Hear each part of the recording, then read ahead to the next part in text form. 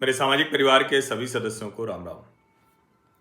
राज्यसभा 37 राज्यसभा सीटों के चुनाव हो गए और आपको ध्यान में ही होगा, मैंने बताया ही था आपको कि विपक्ष की स्थिति बड़ी खराब है। नंबर बहुत खराब नहीं थे, ऐसा नहीं था कि उनके नंबर बहुत खराब थे, लेकिन भारतीय जनता पार्टी अब अतिरिक्त मतों को छोड़ती नहीं।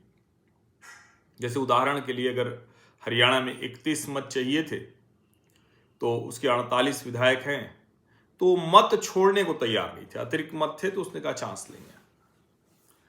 बिहार में उसके पास अतिरिक्त मत थे तो वो छोड़ने को तैयार नहीं हुए, और ऐसे ही ओडिशा में भी छोड़ने को तैयार नहीं हुए। अब उसके परिणाम आ गए, और ये जो परिणाम आए हैं ये एक बात बहुत स्पष्टता से बता रहे हैं कि राहुल गांधी की नेतृत्व क्षमता शून्य है।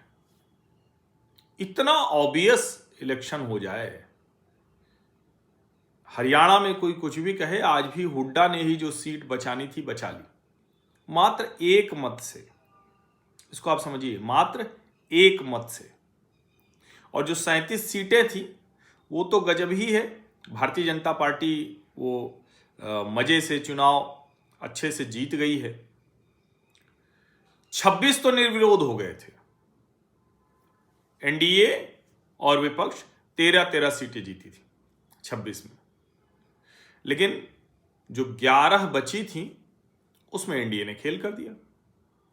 अब जरा सोचिए, महाराष्ट्र में कुल सीटें 7, एनडीए की 6 और विपक्ष की 1। विपक्ष की 1 किसकी? वो शरद पवार जो बिस्तर से हस्ताक्षर करते हैं। इसके अलावा भारतीय जनता पार्टी के राष्ट्रीय महासचिव विनोद तावड़े, रामराव वडकुटे, माया इवनाते, ये तीनों बीजेपी के हैं, और पार्थ पवार एनसीपी अजीत पवार के बेटे हैं, सुनेत्रा पवार के बेटे कहिए। ज्योति वाघमारे शिवसेना शिंदे से उनकी प्रवक्ता हैं, तेज तर्रार प्रवक्ता हैं, अच्छा चयन है। और रामदास अठावले। तमिलनाडु कुल 6 सीटें, यहां 2 एनडीए जीती और 4 विपक्ष। NDA M Thambidurai AIADMK और अंबुमरी रामदास पीएमके, तिरुचिया DMK, J Ravindran DMK, L K Sudheesh DMK, Christopher Tilak Congress. Paschim Bengal में कुल 5 सीटें थी, एनडीए को सिर्फ 1 सीट मिली, विपक्ष को 4। राहुल सिन्हा बीजेपी जीत गए, बाकी टीएमसी का जलवा कायम है। बाबुल सुप्रियो, राजीव कुमार, मेनका गुरुस्वामी, कोयल मलिक। असम में 3 सीटें, 3 की तीनों एनडीए जीत गई। आप जरा कल्पना कीजिए, कांग्रेस पार्टी प्रत्याशी ही लड़ाने की स्थिति में नहीं रही। जोगेन मोहन भाजपा, तेरोस गोवाला भाजपा और प्रमोद बोरो यूपीपीएल। तेलंगाना 2 सीटें, 2 सीटों में एनडीए 1 भी नहीं जीती, विपक्ष दोनों। अभिषेक मनु सिंघवी कांग्रेस और वेम नरेंद्र रेड्डी कांग्रेस। रेड्डी साहब इनके रेवंत रेड्डी के बहुत नजदीकी हैं, और अभिषेक मनु सिंघवी तो सबका केस लड़ते हैं तो सबके नजदीकी हैं। छत्तीसगढ़ में 2 सीटें, 1 एनडीए 1 विपक्ष, कांग्रेस लक्ष्मी वर्मा भाजपा से, फूलो देवी नेताम कांग्रेस। हिमाचल प्रदेश कुल 1 सीट, यहां कांग्रेस 1 सीट जीतने में कामयाब रही। लेकिन अब जरा समझिए, रवनीत बिट्टू भी बोल रहे हैं कि राहुल को समझ में आ गया होगा कि गद्दार किसे कहते हैं। अब हर राज्य में ही कांग्रेस के लोग नहीं दे रहे हैं, और भारतीय जनता पार्टी कितना जूझती है।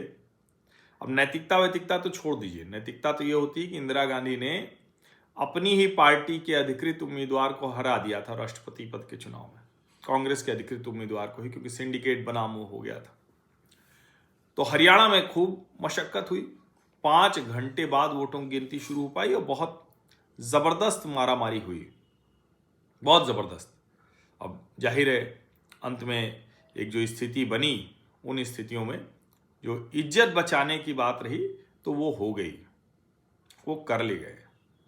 कांग्रेस के अध्यक्ष मल्लिकार्जुन खड़गे को पत्र लिखना पड़ा था कि चुनाव की निष्पक्षता और पवित्रता में हस्तक्षेप करने की स्पष्ट कोशिश की जा रही है, और इसे चुनाव आयोग को तुरंत रोकना या ठीक करना सही रहेगा। लेकिन बिहार की जरा बात कर लेते हैं। बिहार में सीटें थी 5, तो नीतीश कुमार और बीजेपी अध्यक्ष नितिन नवीन, वहां 41 वोट चाहिए थे, 41। तो नीतीश कुमार और नितिन नवीन को 44 वोट मिले। अब जरा ये देखिए आप, रामनाथ ठाकुर और उपेंद्र कुशवाहा को 42 वोट मिले। यानी पार्टी ने जब तय किया तो उपेंद्र कुशवाहा की सीट न फंसे, एकदम पक्का किया। 5वीं सीट के लिए पहली वरीयता में कैंडिडेट शिवेश राम को 30 ही वोट मिले भाजपा के जो है। तो एक तरह से मामला गड़बड़ा गया, क्योंकि राष्ट्रीय जनता दल के अमरेंद्र धारी सिंह, उनको 37 वोट मिल गए। लेकिन राज्यसभा का चुनाव होता है थोड़ा कठिन, कॉम्प्लेक्स होता है। 37 प्रथम वरीयता मिले। प्रथम वरीयता से तभी जीतते जब 41 पूरे मिलते, नहीं मिला। अब उसमें अलग अलग हैं। राष्ट्रीय जनता दल के एक विधायक हैं सरजीत, वो दावा कर रहे हैं कि 38 वोट मिले, लेकिन 38 भी मिलते तो ना होता। और जब द्वितीय वरीयता के वोट आने लगे ना, द्वितीय वरीयता के वोट आने लगे, तो एकदम सब बदल गया मामला, जीत गए वो।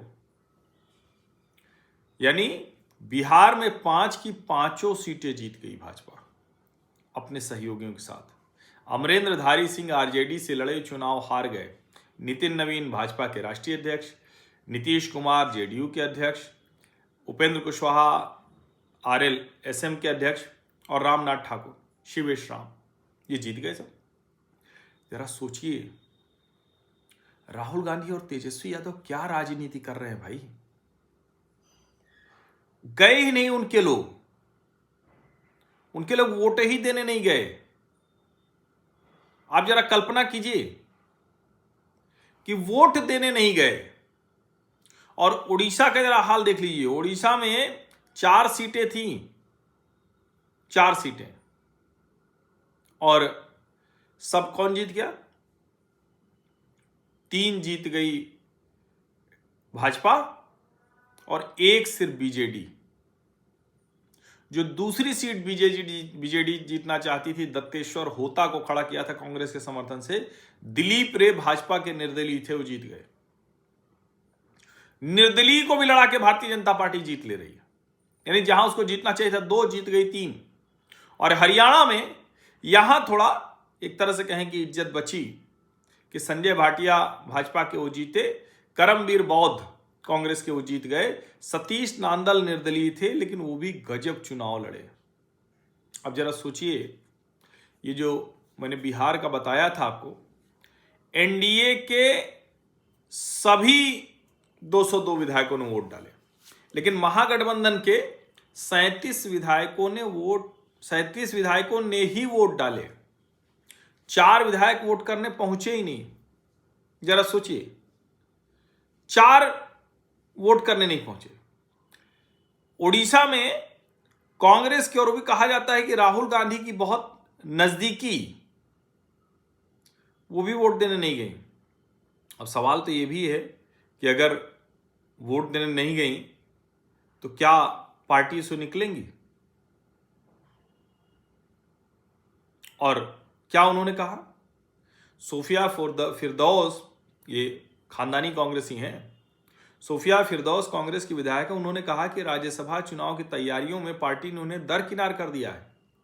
और उन्होंने कहा कि बीजेटी को जो समर्थन दिया गया है, हम उसके साथ नहीं हैं। अब जरा समझिए, तो कुल मिला के हुआ वही कि बीजेटी कांग्रेस ने हाथ तो मिलाया, लेकिन हो तो गया उल्टा।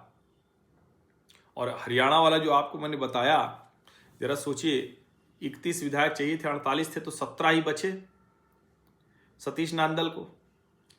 3 निर्दलीय के अलावा 2 इनेलो को विधायक भी देते तो भी 22 ही होती। जीत से 9 वोट कम है। कांग्रेस के पास 37 विधायक हैं, ये एकजुट रहे और रह गए, लेकिन उधर संख्या बढ़ गई। आप जरा सोचिए, कांग्रेस के 3 विधायक गायब हो जाते हैं बिहार में। क्या स्थिति है ये? मतलब विचित्र ही है।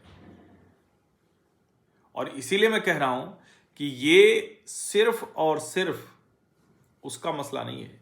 अच्छा, इंडियन नेशनल लोकदल के देखिए, ये इनेलो के जो प्रमुख अभय चौटाला, उन्होंने कहा जनता की आवाज पर हमने किया, जनता की आवाज पर।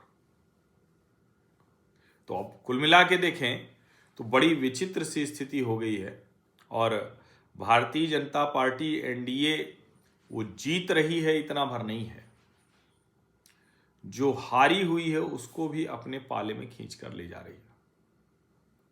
सवाल ये है कि हारी हुई सीट को भी अगर अपने पाले में ले आ पा रहे हैं तो भैया ये राहुल गांधी और तेजस्वी, इनका क्या है फिर? कौन सी राजनीति कर रहे हैं ये लोग? और क्या सचमुच कोई ऐसा नहीं रह गया कि बैठ के अच्छे से टिकट बंटवारा अच्छे से कर ले, उस तरह से करें?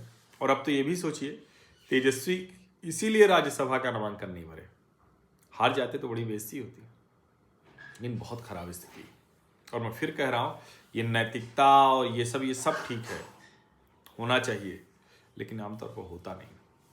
आप सभी का बहुत बहुत धन्यवाद। सब्सक्राइब अवश्य कर लीजिए, नोटिफिकेशन वाली घंटी दबा लीजिए, लाइक का बटन दबा लीजिए, अधिक से अधिक लोगों तक इस वीडियो को पहुंचा दीजिए। धन्यवाद।